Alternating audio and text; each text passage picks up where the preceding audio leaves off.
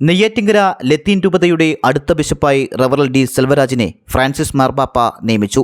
നിലവിലെ bishop Vincent Samuel സ്ഥാനമൊഴിയുന്ന മുറയ്ക്ക് അദ്ദേഹം ബിഷപ്പായി അവരോധിതനാകും. നെയ്യാറ്റിങ്കര ബിഷപ്പ് ഹൗസിൽ നടന്ന ചടങ്ങിൽ ബിഷപ്പ് വിൻസെന്റ് സാമുവൽ ഔദ്യോഗികമായി ഡി സെൽവരാജിനെ സഹമെത്രനായി നിയമിച്ച വിവരം അറിയിച്ചു. തുടർന്ന് മെത്രാനുള്ള അടയാള ചിഹ്നങ്ങൾ ധരിപ്പിച്ചു. തിരുവനന്തപുരം അതിരൂപത archbishop Thomas J Netto അടയാള ചിഹ്നങ്ങളായ അരക്കെട്ടും തൊപ്പിയും ധരിപ്പിച്ചു. ബിഷപ്പ് വിൻസെന്റ് സാമുവൽ കുരിശുമാലയും എമരിറ്റസ് ആർച്ച് ബിഷപ്പ് സൂസപ്പാക്യം മുദ്രവും അണിയിച്ചു.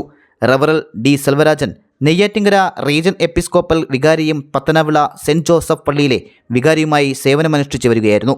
2007 മുതൽ മെത്രാന്റെ ഉപദേശക സമിതി അംഗമായും 2008 മുതൽ രൂപത ചാൻസലറായും 2011 മുതൽ രൂപതയുടെ ജുഡീഷ്യൽ വികാരിയായും സേവനമനുഷ്ഠിച്ചു വരികയായിരുന്നു. നിലവിലെ ബിഷപ്പ് വിൻസെന്റ് സാമുവലിന്റെ കാലാവധി ഓഗസ്റ്റ് മാസം വരെയുണ്ട്. വിൻസെന്റ് സാമുവൽ ബിഷപ്പ് സ്ഥാനം ഒഴിയുമ്പോൾ ഡി സെൽവരാജൻ ബിഷപ്പായി അവരോധിതനാകും. GTV news, Neyyattinkara.